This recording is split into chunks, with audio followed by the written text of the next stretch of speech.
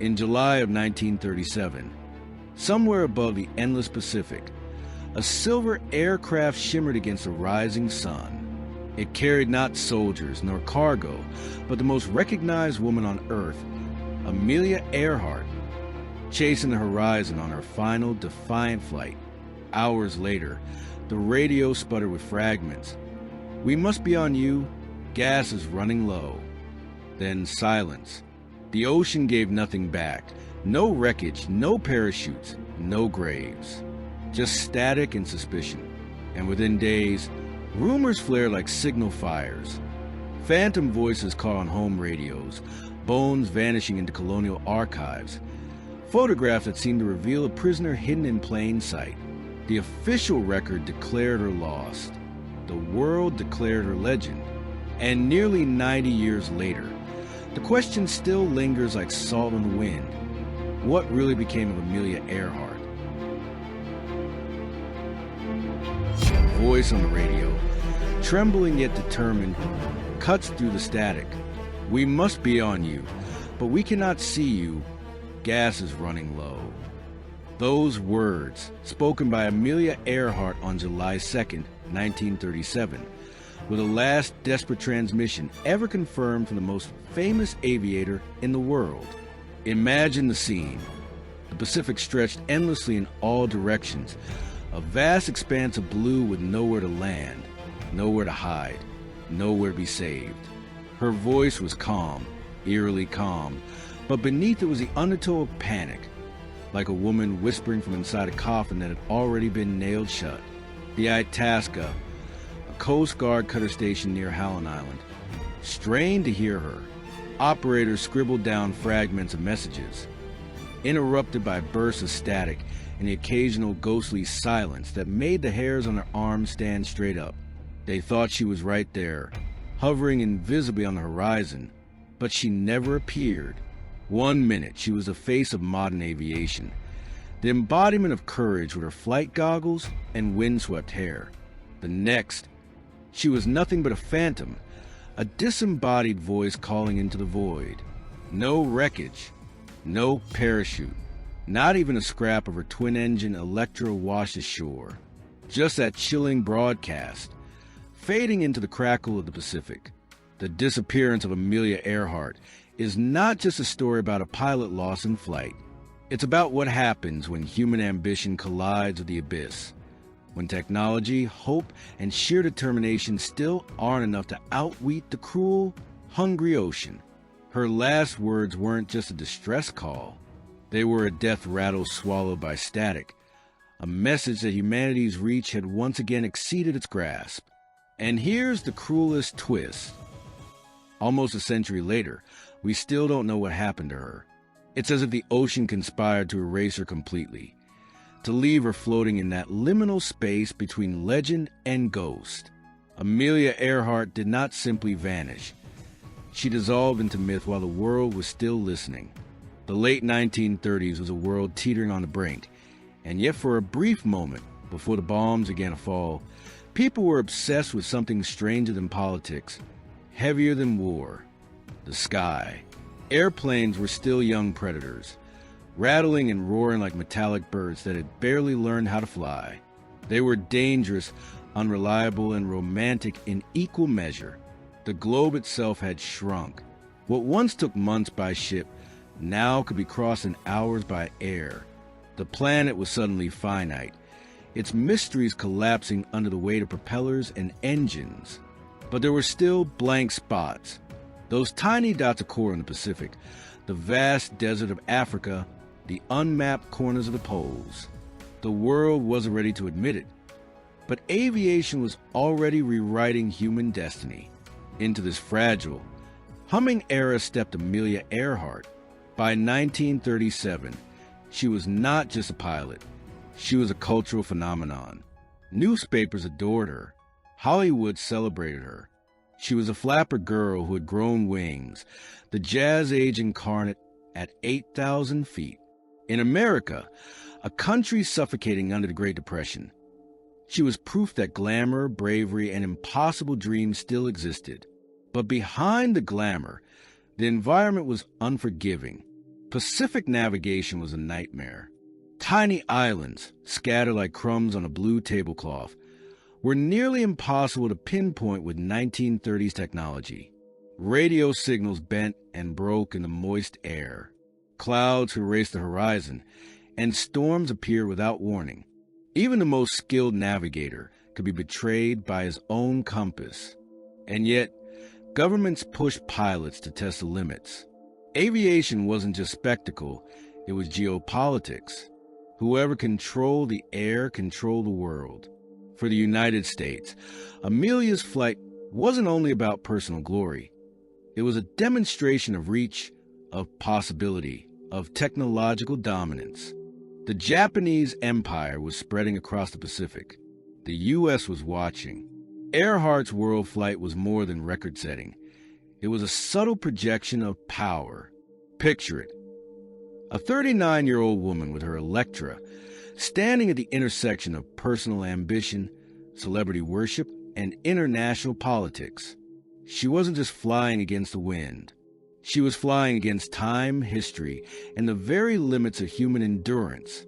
The Pacific in those days wasn't a vacation postcard.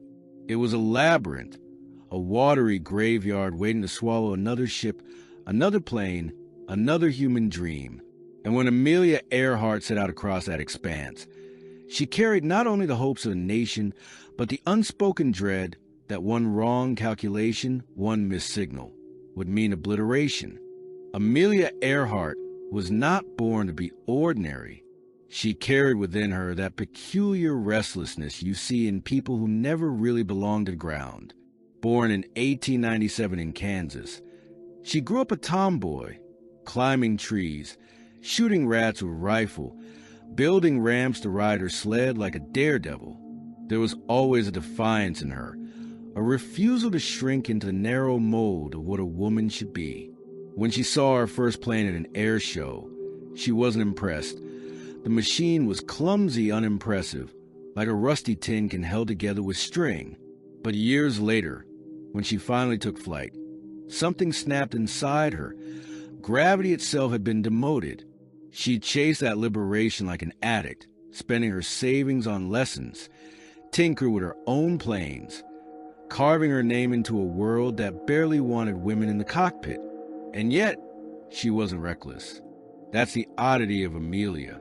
She cultivated an image, the leather jacket, the tousled hair, the half smile of someone both approachable and untouchable, but she was methodical, calculating. Behind the charm was an engineer's brain and a strategist's patience. She knew the odds. She studied navigation. She obsessed over weather reports. Her daring was not blind impulse, but wager she thought she could win.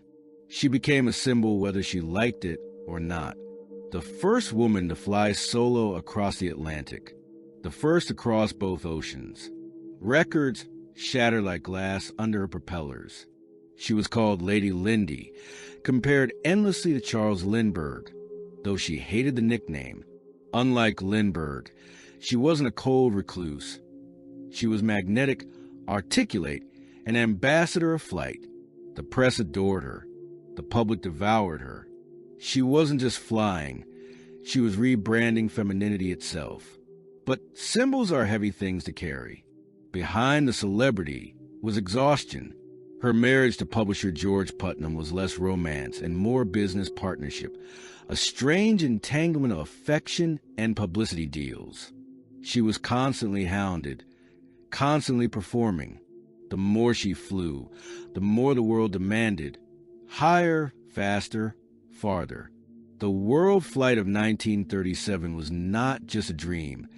It was a trap she had built for herself. By then, she was 39. The golden age of aviation was already shifting. She wasn't a new kid anymore. She was fighting to remain relevant, to prove that she was still the pioneer, not a relic. And the world flight, that was her final statement. Her way of etching her name into eternity. So when she climbed into the Lockheed Electra, she wasn't just a pilot chasing a record. She was Amelia Earhart, the reluctant icon, the restless dreamer, the woman who could not stop flying forward, even when the horizon was waiting to swallow her whole. It should have been just another leg in a long, exhausting journey. On July 2nd, 1937, Amelia Earhart and her navigator, Fred Noonan, left New Guinea, bound for Howland Island, a speck of land barely 2 miles long and half a mile wide. Think about that for a moment. A grain of sand in an ocean the size of infinity. Hitting it required near-perfect navigation, absolute coordination, and a bit of luck. The Electra was heavy, crammed with fuel tanks. Witnesses at last said it lumbered off the runway, straining to lift into the sky like a reluctant bird. They carried maps, charts, radio frequencies, but every one of those tools depended on precision, and precision in 1937 was fragile. Fred Noonan was experienced, a former Pan Am navigator who had charted Pacific routes for flying boats. But he was also rumored to drink, sometimes heavily. And this wasn't a pleasure cruise. It was a pressure cooker. 2 people, trapped in a metal tube, chasing deadlines and public expectations, with exhaustion gnawing at their judgment. The Itasca, the Coast Guard cutter waiting near Howland, was ready. Its crew monitored the radios, scanning the empty horizon for the silver glint of the Electra. Earhart's voice came through intermittently, sharp, anxious, distorted by static. At first, there was confidence, reports of altitude, fuel reserves, estimated positions. But as the hours dragged on, something shifted. Her messages grew shorter, more frantic. She couldn't locate the Itasca. The Itasca couldn't locate her. The radio equipment was misaligned, frequencies mismatched. They were circling each other in the dark, invisible. And then came the chilling confession. We must be on you, but we cannot see you. Gas is running low. That was the moment. That single admission, fuel dwindling, land nowhere in sight, was the tipping point. Before, it had been a test of endurance, a technical challenge. Now it was survival. Minutes stretched into eternity aboard the Itasca. Radio operators scribbled furiously, trying to triangulate her position, but her signal vanished into silence. The crew rushed to light smoke signals, burning thick plumes into the sky. Nothing. The ocean was calm, deceptively calm, like a predator waiting beneath the surface. And then nothing more. The last radio call evaporated into static. The Electra never appeared. Earhart and Noonan were gone. One moment, the world's most famous aviator was racing toward history. The next, she was erased. No fiery crash witnessed, no flare seen, no SOS trace of coordinates. Just a sudden vacuum of absence, like a magic trick performed by the Pacific itself. That morning, July 2nd, 1937, became the day Amelia Earhart ceased to exist in the known world and began her eternal flight into legend. It should have been simple, at least on paper.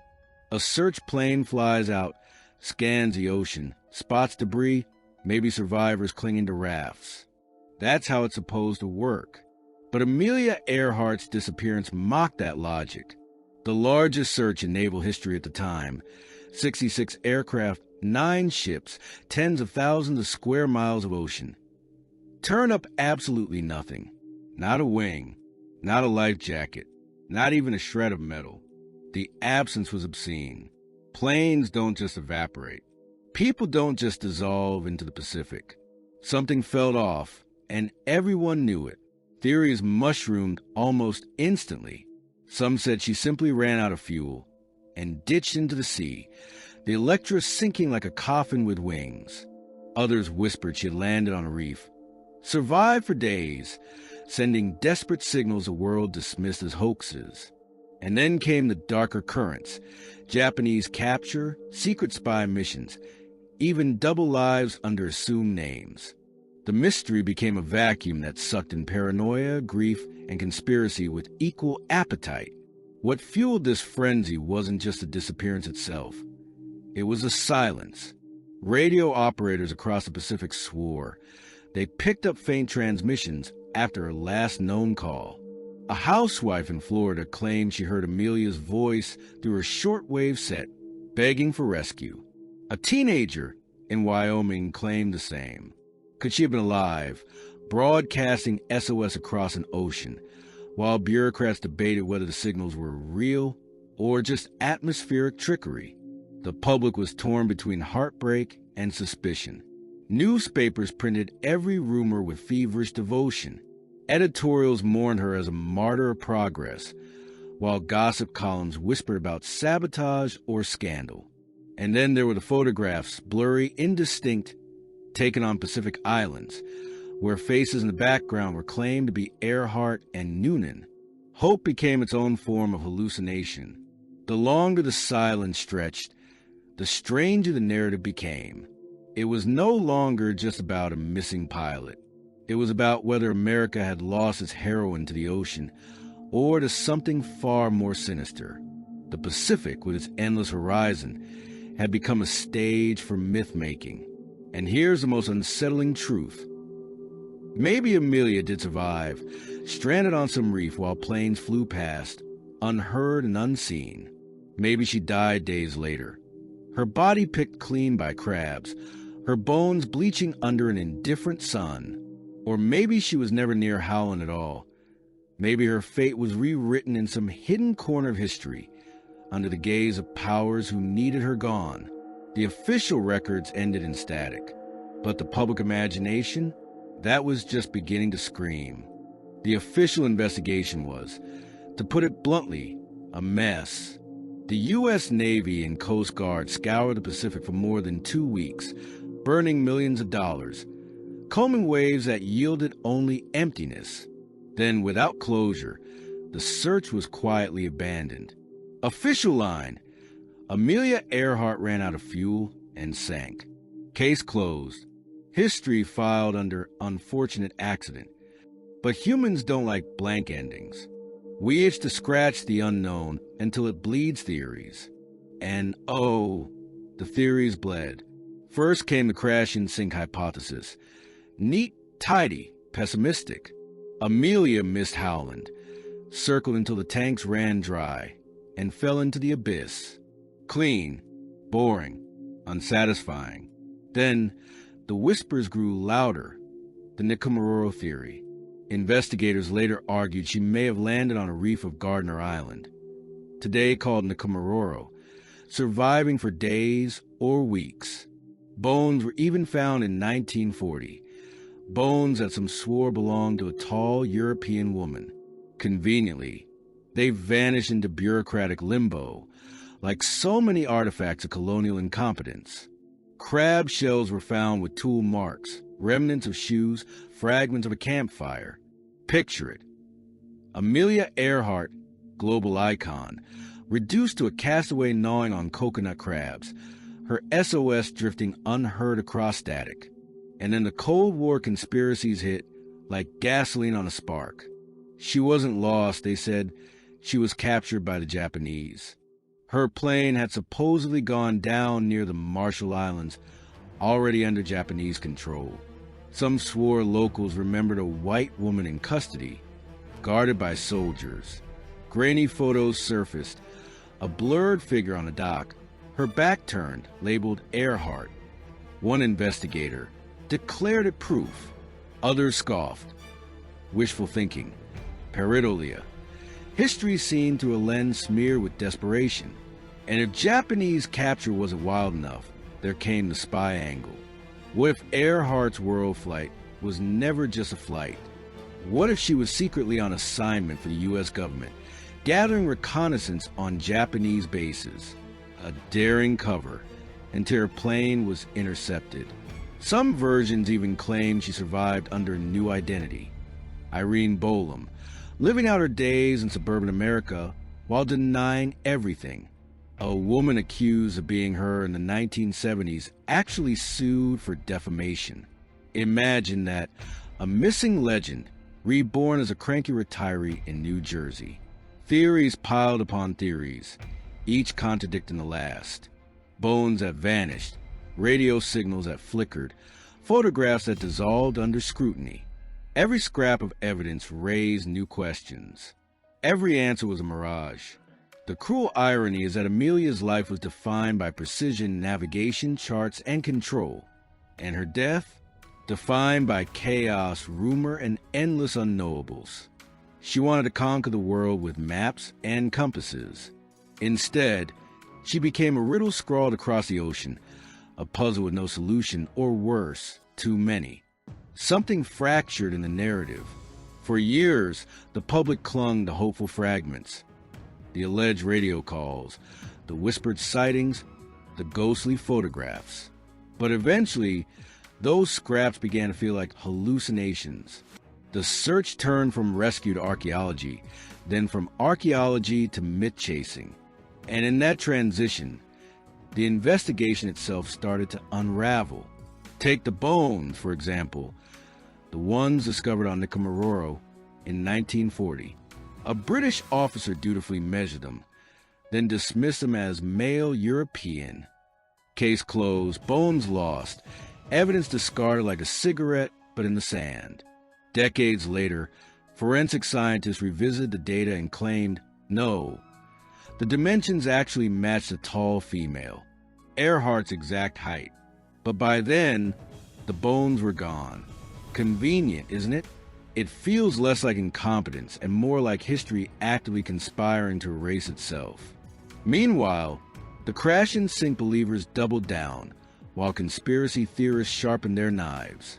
If the ocean had swallowed the Electra, why had no trace of it ever surfaced? If she landed on the Macabre, why did the Navy planes searching days later report seeing nothing? If she'd been captured by the Japanese, why were the alleged witnesses decades removed, their stories blurred by memory and propaganda? Every answer only broke further into splinters. And then, the breakdown. The myth overtook the woman. Amelia Earhart stopped being Amelia Earhart. She became an idea, a cipher people could project anything onto. To feminists, she was a martyr of patriarchy. To conspiracy theorists, a pawn of global espionage. To adventurers, a saint of risk. To skeptics, a cautionary tale of hubris. Everyone was so busy turning her into a symbol that the actual human, exhausted, determined, probably terrified in her final moments, was lost. It's hard not to see cruelty in this. Imagine vanishing into thin air, and instead of peace, your ghost is paraded endlessly as evidence for theories you never agreed to. Your bones vanish in filing cabinets. Your last words are replayed like a cursed vinyl, analyzed for tones of panic, when really they were probably just you trying to keep your voice steady as the fuel needles dipped into red. The turning point wasn't in 1937 when she disappeared.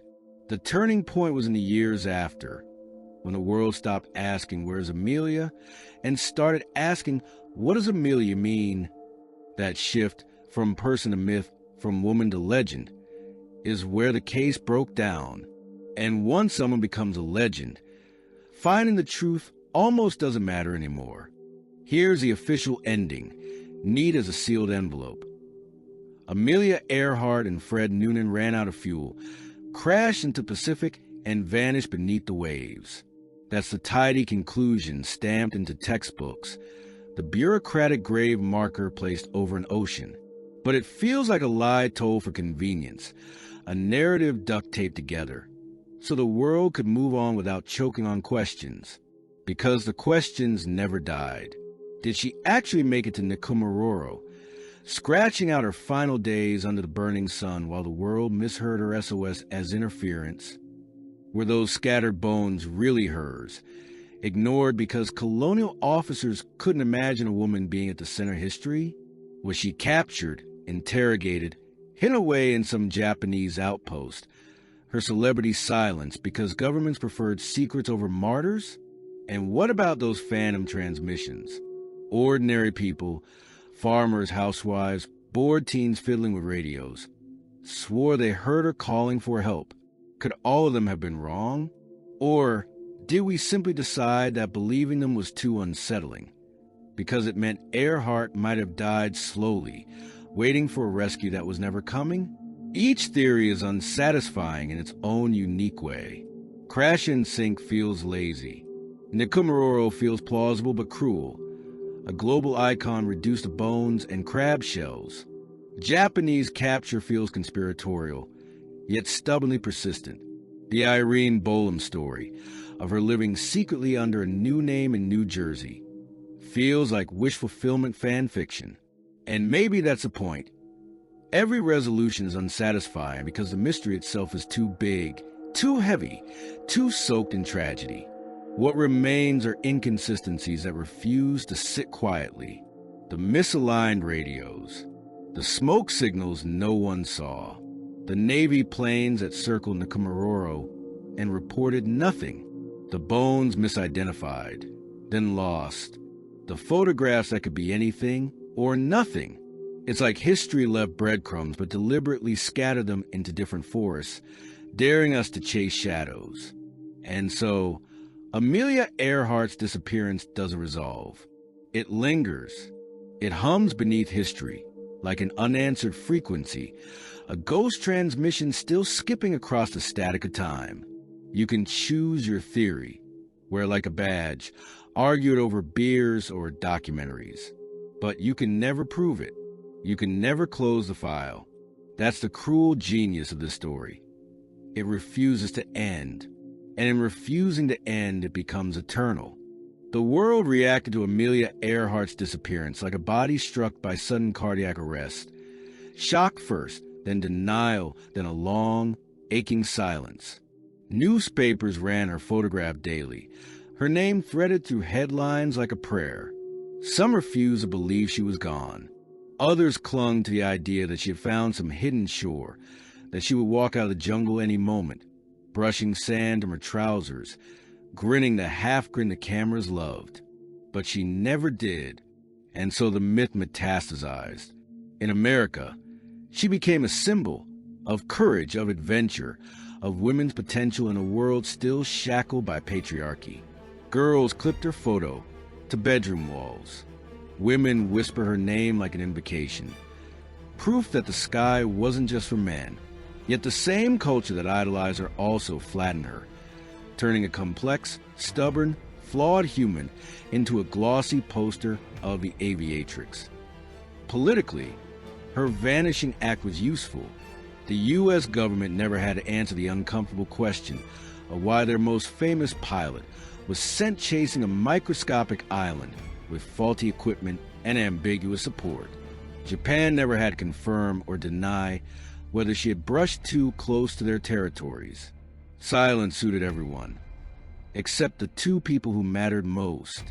And science, that cold archivist of truth, kept gnawing. Expeditions returned to Nikumaroro with sonar, DNA kits, metal detectors. Tiny fragments of aluminum were recovered, debated as possible parts of the Electra. Bones long dismissed were reanalyzed through modern eyes. Each discovery was tantalizing, but never conclusive, like the ocean itself was mocking us, giving us crumbs while swallowing the loaf whole. Meanwhile, her name was canonized. Schools, airports, scholarships, even a space shuttle module. Amelia Earhart wasn't just remembered, she was enshrined. But what does it mean to be enshrined when the shrine is built on absence? It's as if we keep lighting candles for a ghost we'll never exorcise. And there's a psychological scar. The reminder that even in an age of maps and machines, humans can still vanish into the ether. We like to believe technology shields us from the abyss, but Amelia's empty sky proves otherwise. Her disappearance whispers that we are always one miscalculation away from erasure. So, her legacy is a paradox. She is both triumph and tragedy, pioneer and prisoner of mystery. She soared so high she became untouchable, then disappeared so completely she became eternal. There's a cruel symmetry in Amelia Earhart's story. She wanted to circle the world, to draw a perfect line around the globe with her own wings. Instead, the world drew a line around her, a boundary of speculation, rumor, and myth that she can never escape. She tried to map the planet, but in the end, the planet unmapped her. And maybe that's why her ghost haunts us so ferociously. Because Amelia's disappearance isn't just about one woman or one plane. It's about our fear of vanishing without a trace, of screaming into the radio, "We must be on you, but we cannot see you," and realizing the universe isn't answering back. It's about the silence that comes after, the static that devours the last proof we existed. History likes clean conclusions. Assassins arrested, treaties signed, wreckage cataloged. But Amelia Earhart is the wound that refuses stitches. She remains lodged between fact and folklore, a Schrodinger's pilot both drowned and alive, both captive and free, both hero and casualty. We can't exhume her. We can't bury her. She floats, eternally in the static. And maybe, just maybe, that's fitting, she always belonged more to the sky than the ground. Maybe her disappearance was a final act of rebellion, the ultimate flight, not just across oceans, but beyond history itself. When you stare out across the Pacific at dusk, when the horizon blurs into that endless, merciless blue, you can almost hear it. The faint hum of an engine, the whisper of a woman's voice cutting through static, reaching for coordinates we'll never find. Amelia Earhart isn't gone. She's still flying, and she always will be. Hello everyone, and thank you so much for listening. As usual, please leave any comments or feedback you may have, and I hope to see you all again in the next case.